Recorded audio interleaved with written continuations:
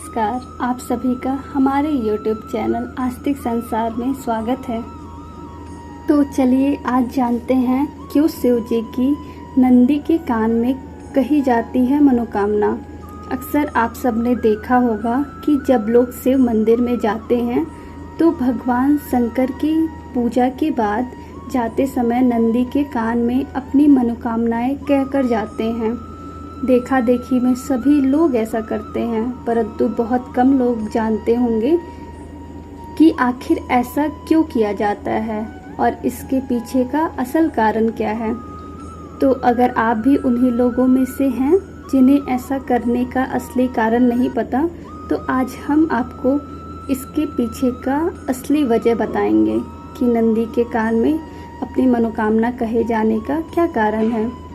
मान्यताओं के अनुसार सालों से चली आ रही इस परंपरा के पीछे की वजह एक प्रचलित मान्यता है। इतना तो सभी जानते हैं कि जहाँ भी शिव जी विराजमान होते हैं वहाँ उनके परम भक्त व वाहन नंदी भी विराज होते हैं। लेकिन हम आपको ये बताने वाले हैं कि आखिर शिव जी के भक्त इनके कान में धीरे से अपनी इच्छाएं क्यों बताते हैं। एक पौराणिक कथा के अनुसार श्रीलाद मुनि ने ब्रह्मचर्य का पालन करते हुए जीवन भर तप में जीने का फैसला किया था। अपने पुत्र के इस फैसले से उनके पिता बहुत परेशान हो गए कि उनका वंश चलाने वाला कोई बचेगा नहीं और वंश समाप्त हो जाएगा। उन्होंने अपने पुत्र श्रीलाद को समझाया और वंश आगे बढ़ाने के लिए कहा, मगर तप के कारण श्रीलाद गृहस्थ आश्रम को अपनाना नहीं चाहते थे। इसलिए संतान की कामना के लिए उन्होंने भोलेनाथ को अपने तप से प्रसन्न कर उनसे जन्म और मृत्यु के बंधन से हीन पुत्र का वरदान मांगा।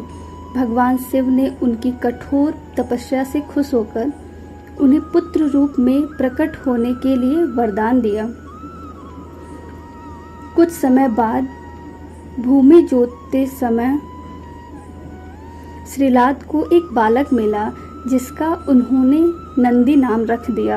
जब भगवान शंकर ने इस बालक को बड़ा होते देखा तो उन्होंने मित्र और वरुण नाम के दो मुनि श्रीलाद के आश्रम में भेजे। इन दोनों ने नंदी को देखकर भविष्यवाणी की, ये नंदी अल्पायु है।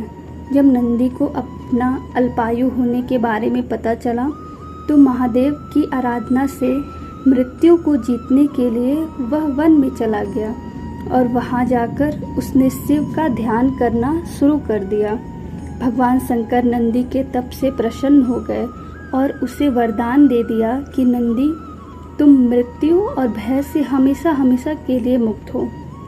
मैं तुम्हें अजर और अमर होने का वरदान देता हूँ।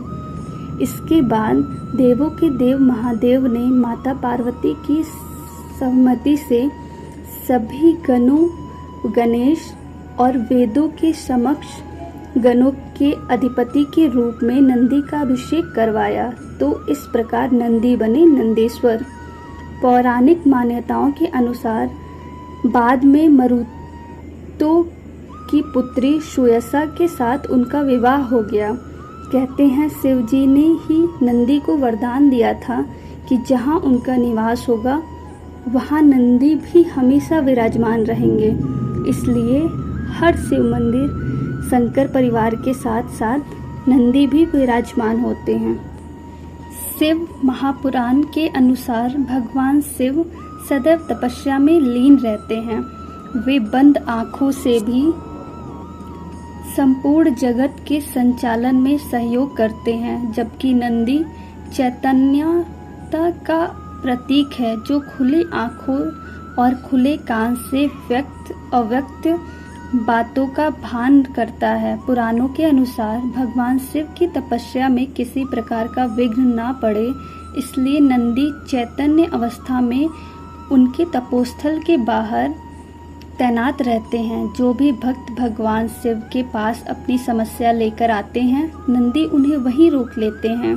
किसी बाहरी विघ्न से शिवजी की तपस्या भंग ना हो, इसलिए भक्त भी अपनी बात नंदी के कान में कह देते हैं और शिव के तपस्या से बाहर आने पर नंदी उन्हें भक्तों की सारी बातें जस की तस बता देते हैं। भक्तों को यह भी विश्वास रहता है कि नंदी उनकी बात शिवजी तक पहुंचाने में कोई भेदभाव नहीं करते और वे शिवजी के प्रमुख गण हैं, इसलिए शिवजी भी उनकी बात अवश्य मानते हैं। इसी कारण भक्तगण अपनी मनोकामना नंदी के कान में कहते हैं।